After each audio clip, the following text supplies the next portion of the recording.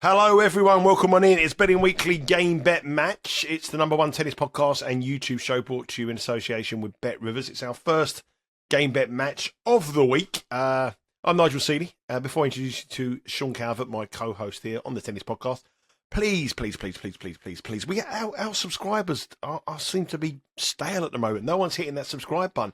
Very, very, very important. If you want to keep this shows going, you want to keep the channel going, we need your help. So please subscribe to the channel, hit that like button, give us a comment, let us know what you think of the shows, let us know how your year's been, coming towards the end of the tennis season. Who's the last man standing? Who's going to be the last man standing in Shanghai? Coming to the sort of end of the year, but we do need your help to get these subscribers up because, as I say, we are hit a bit of a buffer on the subscribers, and I know a lot of you, 60% of you, do not subscribe to the channel, so please do us a favour. Anyway, trying to do us all a favour and bet some winners is our senior ATP Tour handicapper. It's Sean Calvert. Sean, what a week it has been here in Shanghai. Everyone's hanging, everyone's all over the place. How are you feeling? I felt as bad as those tennis players last week, I'm telling you that. Yeah, you weren't in the best of shape, were you? I'm all right, if that's the question. Good. Yeah, I'm fine. I try and keep away from the majority of people, so I don't pick up viruses very often. I'm ensconced out here in my little... I thought you were going to say I don't moan about things like that. And I was thinking, well, my God. I think you're fine. It's very unusual for me to be the one who's ill. This year, actually, I don't believe, you can go back and watch every show if you want, but I don't believe I've actually been ill this year. That's all right, thanks. It was that... You haven't been ill? Not this year. It was the thing that set me off was that Madrid thing when I got hypothermia in Madrid when it was about minus 50.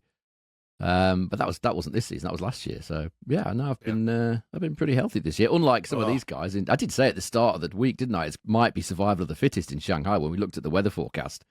What we didn't know at the time was that they were going to make it even worse by slowing down the conditions to a crawl, to make it even harder for these players. I've said many times on this show that I honestly think that it's going to take something serious, like maybe even a fatality or something like that, for the tennis authorities to say, look, this is ridiculous. It's absolutely ridiculous. These players are playing in unbelievable conditions, not just occasionally, but quite often. It's like 45-degree real feel out here in Shanghai, and they've made the court into a pudding. So it's very hard to hit winners, and they're just it's an absolute nightmare. While we're doing this show, we've got Novak Djokovic on at the minute. He looks like he's really struggling as well physically. So, it's as you said, survival of the fittest. It's not only that, it's the women's tour as well. Wuhan, I mean, Emma Raducanu, I think she was receiving some medical time. I think they put her on a drip this afternoon. I'm not talking, serious conditions there as well. I mean, it is crazy. I mean, we've said many times in the show we believe that the tournament should sort of end at the US Open. We've said at the end of this season that it's got that kind of sort of downward spiral towards the end. It's like, the inevitable, some people going through the motions. And now to see all these top players, I mean, Yannick Sinner, world number one, cramping up. Alcaraz decided not to compete. Obviously, this is the fittest guy on the tour, thinking that he might struggle as well. And then you see the greatest player ever, Novak Djokovic, in this state. It's not good. It's not good at all. It's not. And it's... As I said, I think it'll take something really serious for them to stop that, because the longer this goes on without anything really serious happening, that they're just not going to do anything. It's like anything in any sport. Nothing happens until something really serious happens, and then all of a sudden things get changed. Like that thing in soccer the other week when the guy died, didn't they? And they did that thing where you're not allowed hard bits around the side of the pitch, all that sort of stuff. It takes something like that to happen for them to see what's so blindingly obvious. You can't have these players playing 11 months of the year in this insane conditions on these dead slow courts, or you get what you get at the minute, which is players not playing, players. I mean, how many retirements have we had in Shanghai? What, 5, 6, and loads good players as well. I mean, good players, as and well. Loads that could have been, loads more that have got to the end of the match and then collapsed. It's not a good look, is it?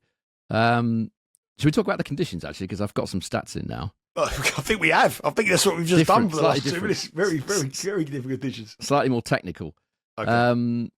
Just looking at, because the CPIs have come through now, the court pace index. Last year, it was around about 41, 42 here in Shanghai. Now, it's 33, 32.8 on Stadium, 32.9 on Grandstand 2. Those will change slightly depending on the day and the conditions or whatever. But that's an insane difference. That CPI is kind of almost like Indian Wells kind of CPI. And the humidity here, obviously you don't get that humidity at somewhere like Indian Wells, but here, the humidity you would think makes it even slower. Only 37% tiebreak matches here so far compared to an average of 43%. And that's since COVID. Prior to COVID, it was much, much, much quicker than this. But the stats that we've had in suggest that it isn't that slow.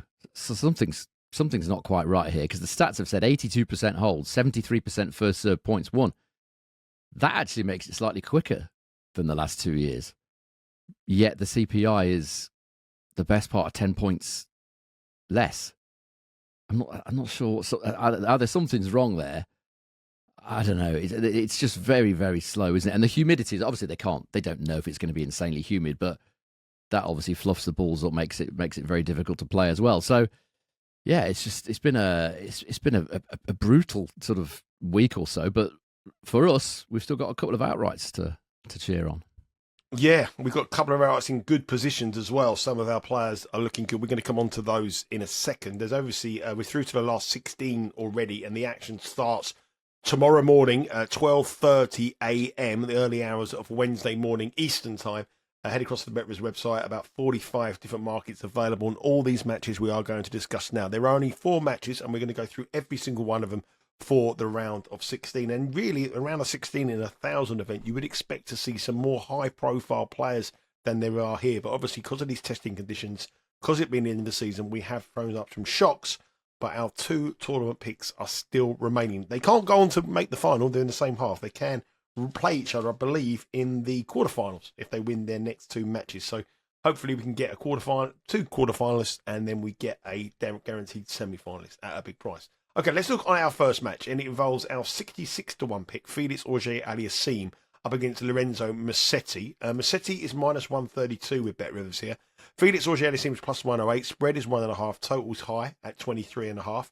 These 2 players are no strangers to each other. They've met 7 times in their career. 4 wins to Musetti, 3 for Felix Auger Aliassime. Auger Aliassime has lost his last 2, though. Musetti's won the last 2 in Miami and in the Olympics, but both of them went the distance. And there has been, not long as in long games, because some of them be quite one-sided sets, but 4 of their 7 meetings have gone to a final set, and over 2.5 sets here is plus 125. Felix Auger Aliassime has had a fairly decent run, played well against Tabilo. De Jong was a player that he beat fairly comfortably. Musetti beat Comensana and beat Musetti, and beat Darderi, sorry.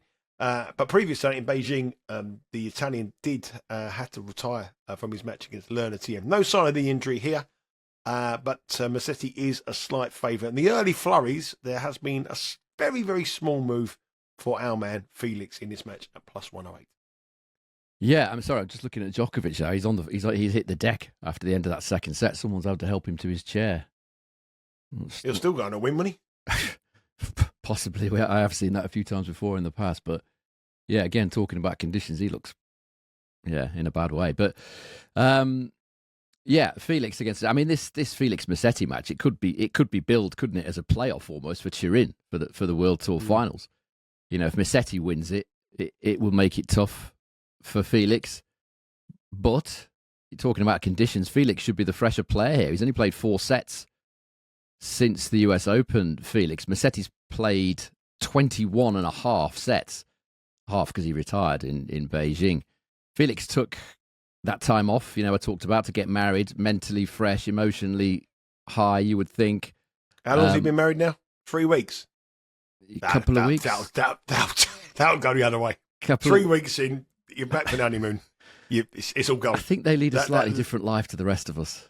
Well, I don't know. 3 weeks, that's honeymoon period. The honeymoon is over. I'm not sure 3 it's 3 weeks. It might even only be a couple of, I don't know, whenever it was. He went to Marrakesh, got married there, and then he was sort of joking that the sort of honeymoons in Shanghai or whatever. But you would think, this is my theory anyway, you would think that he'd be, mentally fresh and certainly physically fresh and took that time off. If you look at what he's been in great form on hard since the start of the US Open. 88% win rate, service points won and return points won total of 106. Musetti stats, they're even better since the start of the US Open. 79% win rate and a total of 111. So you can kind of see on the stats why Musetti's favourite for this, but there are question marks. In their last 10 matches each against the current top 20 on outdoor hard, Felix, much, much better set of stats. 50% win rate, service points won and return points won, total of 100.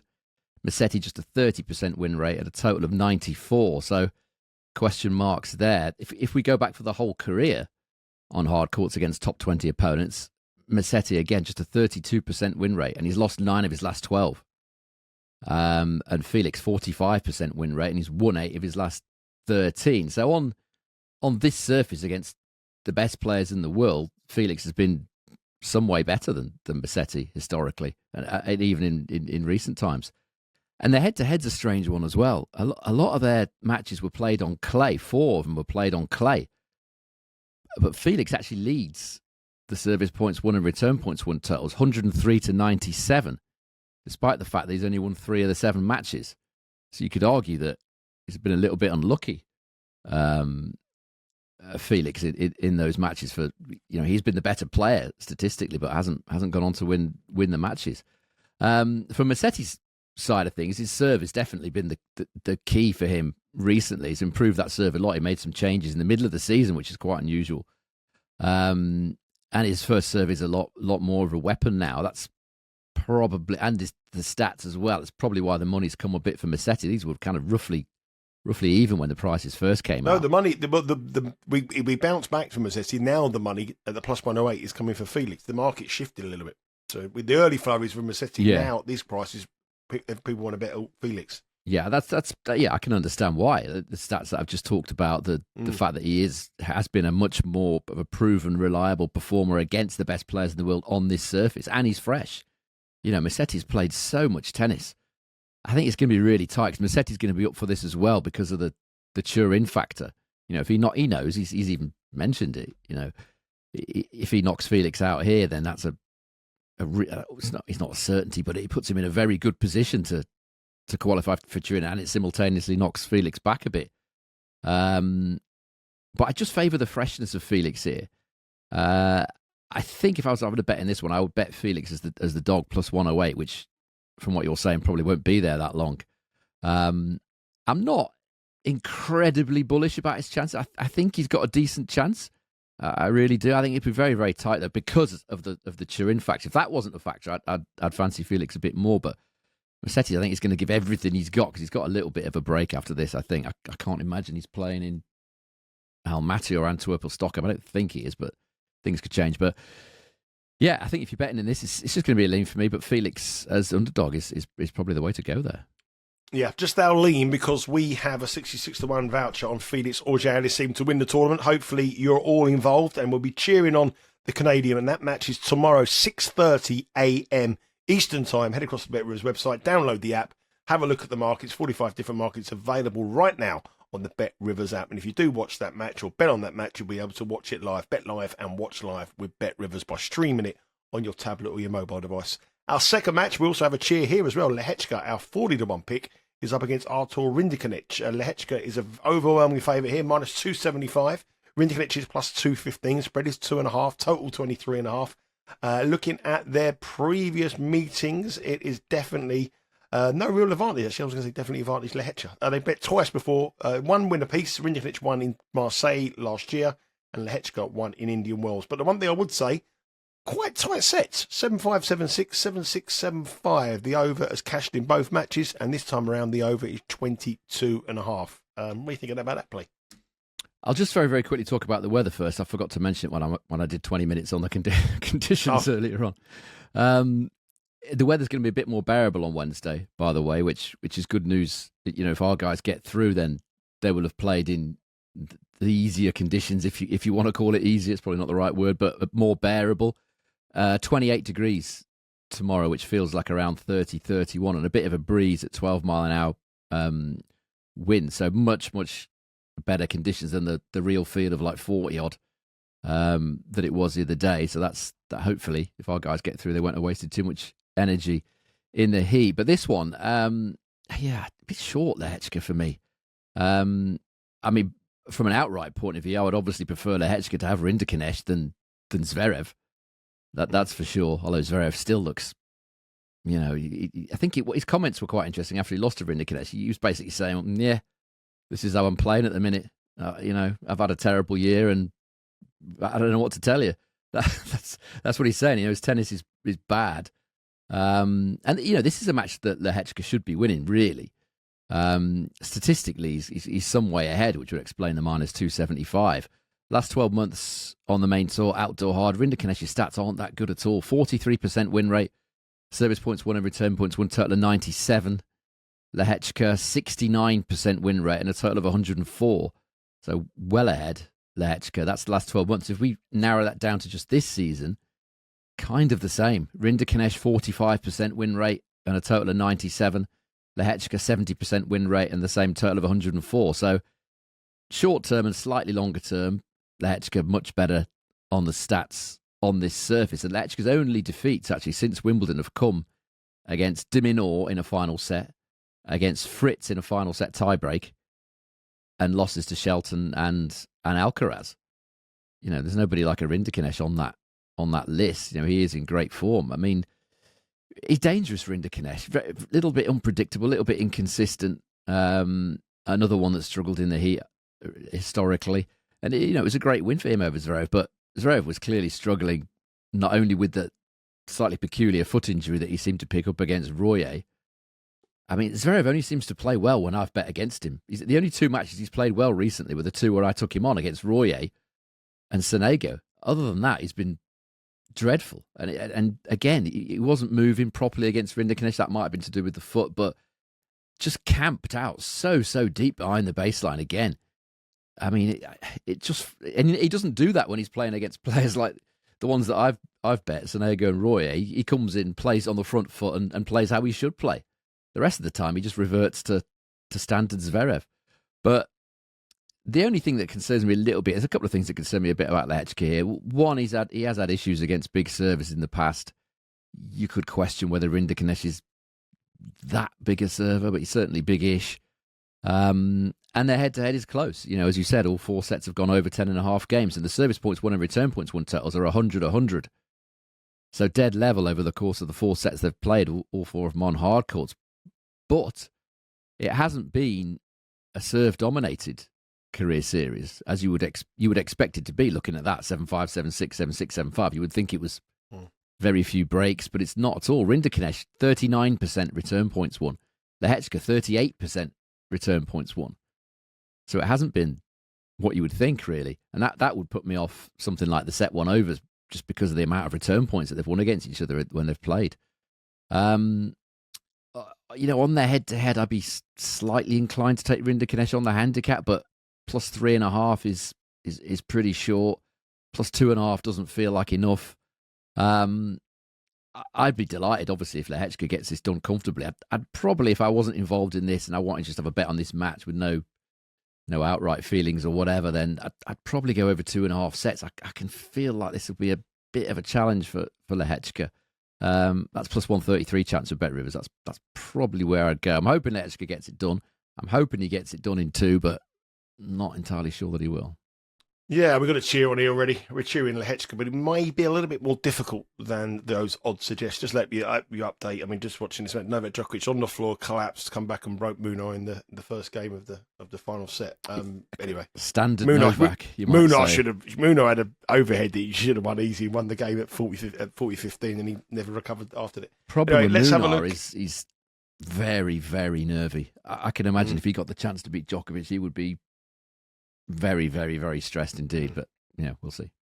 Let's move on to our penultimate match, and it's a surprise last 16 match, and not for Alex de Minaur, who's had a brilliant season. He's minus 715. It's Nuno Borges, who's into the last 16, replaced at the quarterfinals, up for grabs. He's plus 480, spread is 4.5, total very low, 20.5 here. Lots of different markets though on the Rivers website, and there is a couple there, set betting and total sets. Unsurprisingly, these two have never met before. Borges, he just ranks outside the top 50. Done okay here. Beat Van der Sandschuk, beat Vukic, beat Zhang. And de Minaur has had a great season, but struggled with injury in Beijing in the quarterfinals. He didn't look fit. He's had problems, not in injury, he had problems with it. He's been saying about it's a long season. Got through to the semi-finals against Sinner, pushed him close, played a lot of tennis. Someone who's always said that it's been a long season. The conditions dropping in temperature might suit him, but he is a very, very heavy favourite. Is there ways of opposing him in this match, or is it just going to be standard stuff for the Aussie? I think there's a way you can bet it if you feel so inclined. I mean, I do fear for Borges here actually after a 2.5 hour battle that he had in extreme conditions against Jiri Shang. The plus side for him is that was on Monday. You know, these aren't going to be playing until Wednesday, so is that enough to kind of help him recover? I mean, de Minaur, the problem against other players maybe, but against de Minaur, loves nothing more than the physical test. He absolutely loves it. You know, if every match was based on physicality, he'd probably be higher ranked even than he is. And the other factor is he's played one match fewer here because obviously he was seeded in the top 8, top 16, whatever. So he's played one match less. He's only spent 3 hours on court, de Minaur, since he's been here. And Borges 6.5 hours. Quite a big difference in the court time that they've spent comparatively. Borges, I just feel like Borges doesn't really have the game to hit through de Minaur regularly enough. I just wonder how he's going to win this match unless de Minaur has a poor day. You can't see Borges really grinding him down. It's more likely to be the other way around, I should think, based on the fact that obviously de Minaur's hardly played any time. I mean, his 2 wins have been very simple. Ugo Carabelli and Mike Shack, 2 pretty simple wins, not much energy spent. He's got a lot in his tank for a real battle if he wants one. And statistically, last 12 months in outdoor hard at main level, Borges got pretty good stats. 56% win rate, service points won and return points won, total of 101. Pretty good for a guy who's ranked 51st in the world. You know, he probably should be slightly higher than that. He's had a bit of a poor time recently. De Minaur, though, 76% win rate, service points won and return points won, total of 108. And de Minaur winning 41% of return points. He's just all over the serve. I mean, Borges has got an all right serve, but it's not going to win him that many free points against a returner like de Minaur. If you're betting in this, I'd have like a little bet builder here, same game parlay. I would take de Minaur to win the match and under 20.5 games. That's a -110 chance. Or the other bet, which I don't think the odds have come up yet, this is probably in play or maybe just before the match starts. I would probably take set 2 unders. You know, if it's a kind of tightish first set, de Minaur takes it. I could see Borges fading away and getting taken down pretty easy in the second set. If that's the case, that's probably the way I would approach this one. I'm not. I'd love there to be, from our point of view, I would love this to go something like 7-6 in the third. And then de Minaur maybe battles another really, really long, brutal one against Medvedev. That's what I would love to happen. I'm not sure I see it. Our final match, but before I tell you about our final match, I'm going to ask you to subscribe to our newsletter. Subscribe for free at thebettingweeklystudios.com. The newsletter is out every Monday. The Insider is out on Friday. And there's loads of free content for you. Brilliant stuff. There's loads of incentives to sign up as well. The New Look newsletter will be coming out in a couple of weeks' time after the international break, and it'll be well worth having. Big competitions, lots of stuff going to be on it, lots of opportunities for you to get involved. So please make sure you subscribe to the bettingweeklystudios.com to get involved in our newsletter that comes out every Monday and Friday. Now, our final match is a real interesting one to me. This is probably the most interesting match of the day as far as the betting is concerned. It's Daniil Medvedev up against Tien, -295 for Medvedev, +235 for Tien.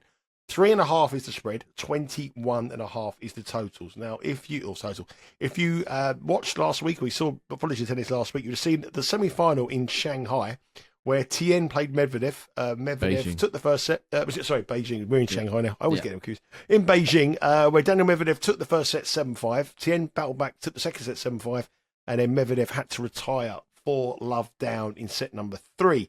They also met in this year's Australian Open, which was a marathon match, 7-6.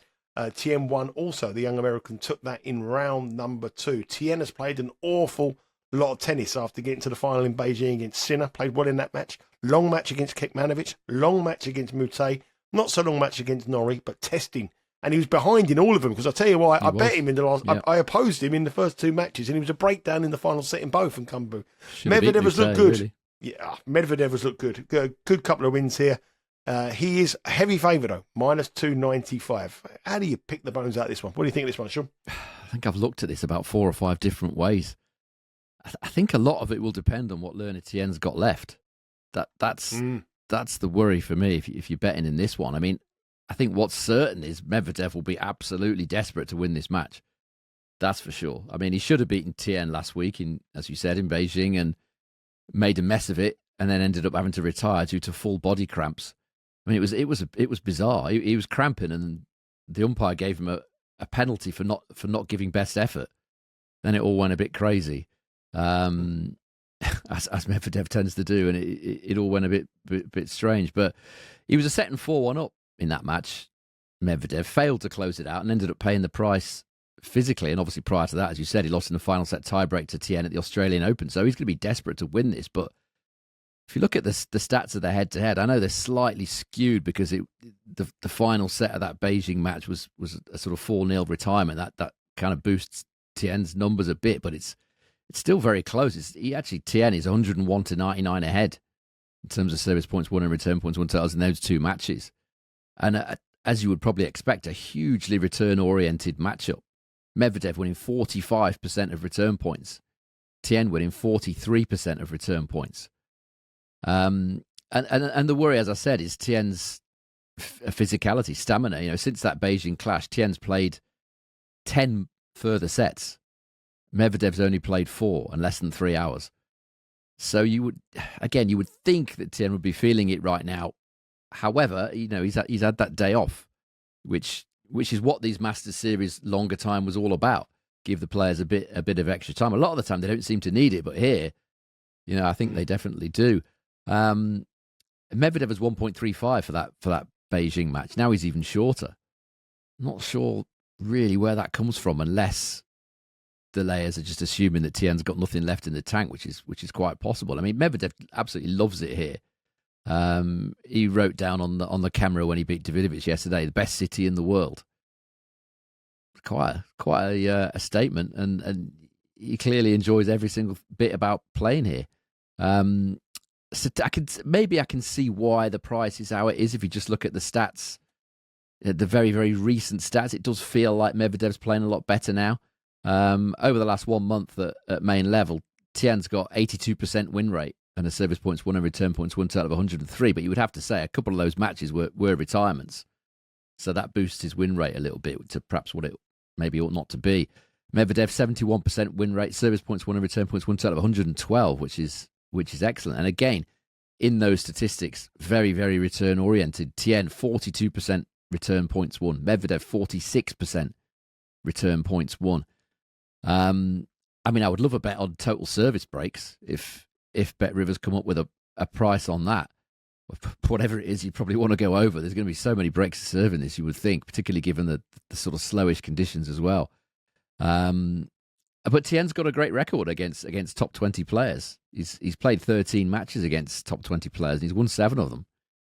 Although, again, 2 of them have been via a retirement. So it depends how you see this. If you feel like Tien's kind of likely to hit the wall, given that this is going to be an incredibly physical match, loads of serves aren't going to win you too many free points, or that they certainly haven't in this matchup in the past. If you feel like the day off is going to help Tien, and you think he's got anything left in the tank, then he's not a bad price, plus 235.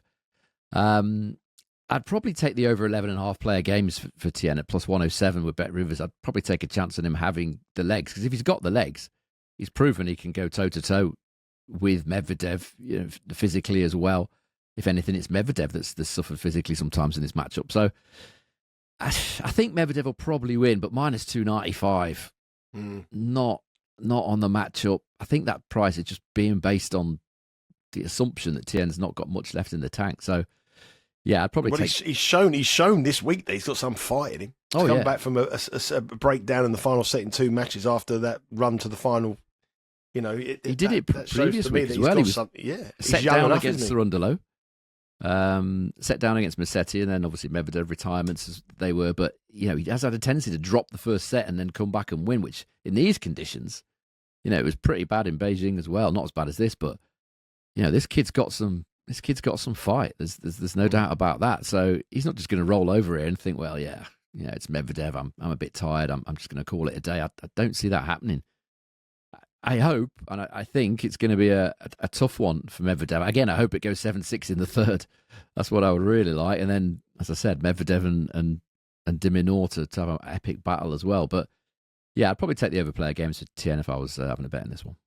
So there's no official picks there. They're all leans. And on our official picks, we are just over 2 units of profit with a month or so left of the new season. And we got 2 monster price picks in the tournament who are way, way, way shorter than what they are at the start of the season. Guaranteed a semi-finalist, aren't we? Yeah, that's what we want. And so we're looking forward to that. As I say, please subscribe to the YouTube channel. Very, very important. If you hit that subscribe button, I keep asking this question, but if you could do it for us, that'd be so, so important. So please hit the subscribe button. And obviously subscribe to the newsletter, bettingweeklystudios.com. Very, very important. Lots of content coming your way here. Betting Weekly Tennis live Monday through to Wednesday at 6 o'clock UK, 1 o'clock over at Eastern Time. Betting Weekly live Monday through to Friday, 11 o'clock Eastern Time, with all the latest news. International break this week, which is always a bit quiet, but international break. There'll be lots of tennis covered on the Betting Weekly Tennis Live. And Betting Weekly live American style as well. The American team now will be coming to you every day, Monday through to Friday. And that will be at 5 p.m. Eastern Time. Straight after all the action in Europe ends, the American window opens. And that will be with Doug Kazarian and Mike Carver will be having you all covered on all those shows as well. That's it for today. Good luck tomorrow. Let's cheer on Lehecka, and we want Felix, Auger, Aliassime, and hopefully we can get 2 of our players through to the quarterfinals and a guaranteed semi-finals. That'd be great. Sean, enjoy the rest of your day. We'll be back again tomorrow. I think we're coming on tomorrow to preview the quarterfinals. That'll be last time this week, and then we'll be back again at the weekend when the tournaments have come back to across to Europe. Enjoy your day. Take care. Back some winners. All the best.